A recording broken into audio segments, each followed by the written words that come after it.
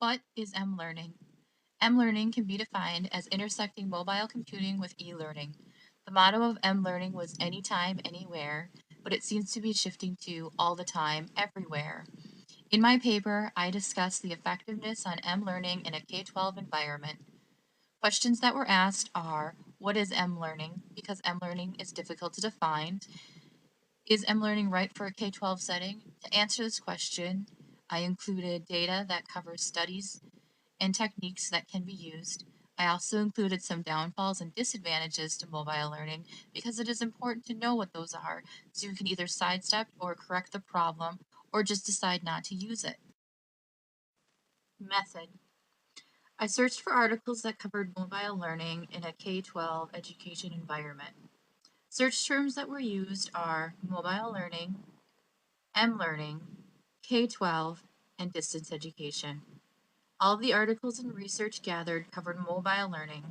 The next criteria that I looked for was instructional or pedagogical relation.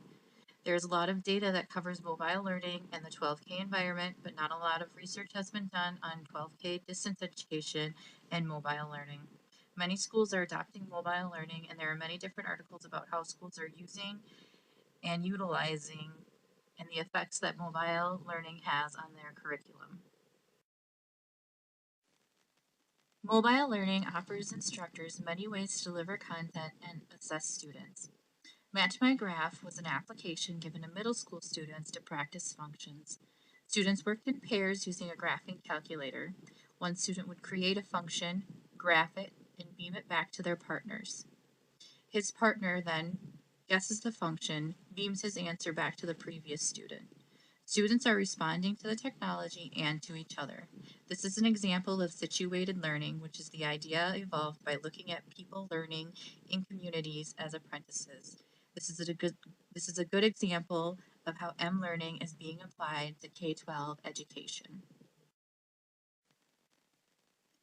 Mobile learning offers personalized education.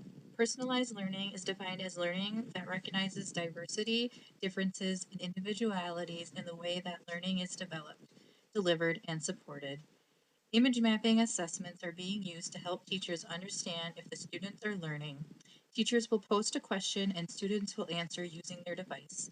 An equivalent example is in distance education is an instructor tweeting a question and posting an incentive for the first student to respond.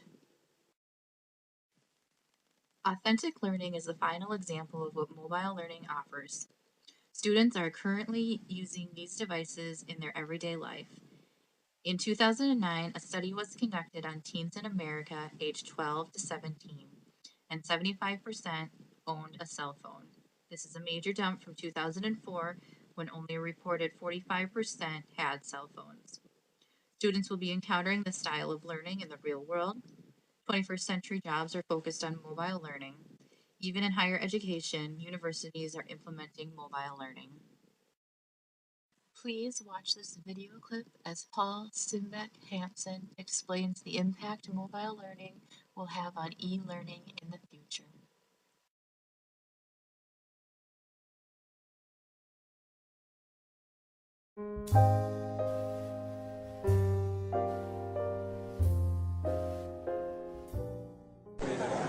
Hi, I'm Paul Simbeck-Hampson from the Internet Time Alliance. I'm an associate there, and I'd like to talk to you a little bit today about how mobile technologies are going to be affecting e-learning in the future.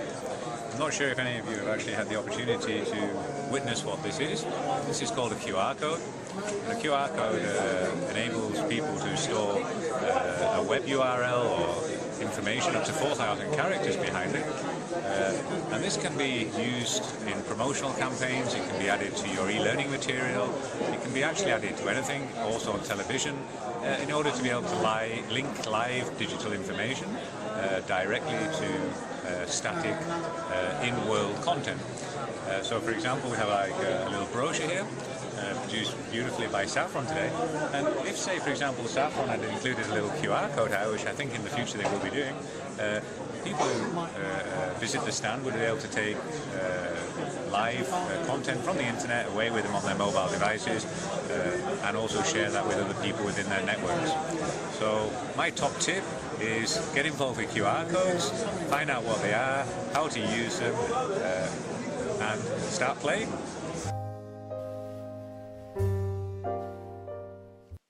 Some things to consider are content has to be made available to everyone, ethics and security, proper use, sustainability, and professional development. All students use different devices and have different accessibilities. Mobile learning must have focused content and should not be used just because you have the tools. Mobile learning needs to be planned. Students also have a responsibility to mobile learning. Students are expected to stay on task, show respect for the device, and own up to their learning. Misuse should not be tolerated. Proper use of the device is important, and students need to learn how to use the device and demonstrate respect for them. A final item to keep in mind is sustainability and professional development. Once a mobile learning platform is developed, it will need maintenance and updates. Keep in mind what works and what doesn't work. Mobile learning is being used in the K-12 environment with success. In 2002 study surrounding teachers and the use of a Palm handheld device in the classroom reports at 72% that the Palm contributed positively to their students' learning. Things mobile learning can do. Mobile learning can deliver reading material or audio and video clips for review. Instructors can use it for self-assessment, students can access assignments, and users can create their own content. Imagine virtual tours or campus navigation from your handheld device. Students can stay on top of their grades, register for classes, initiate an in-class poll, and oftentimes devices are equipped with calendars and schedulers. With mobile learning, students and faculty now have more ways for communication and collaboration. Social networking can play a huge role in mlearning with websites like Classroom 2.0 or Twitter. With the internet, students and faculty now have access to material and applications online. There has been much progress with mobile learning and technologies that surround this concept. However, further discussion needs to take place with distance education, the K-12 environment, and mobile learning. There's little research on the effect of mobile learning and the success of students.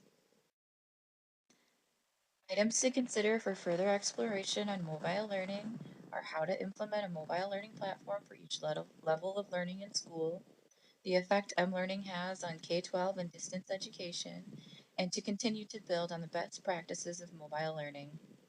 Research has indicated that mobile learning can be successful in a K-12 setting. Students seem to embrace technology, and teachers are willing to learn techniques for delivering relevant content on mobile devices for instruction. However, there can be downfalls when using learning, and professionals need to decide which ways are right for them and how to go about delivering the content. As mobile learning and technology advances, it will be embedded in education. Mobile learning is being designed for companies and businesses as training tools. It is realistic that students will find mlearning in the real world.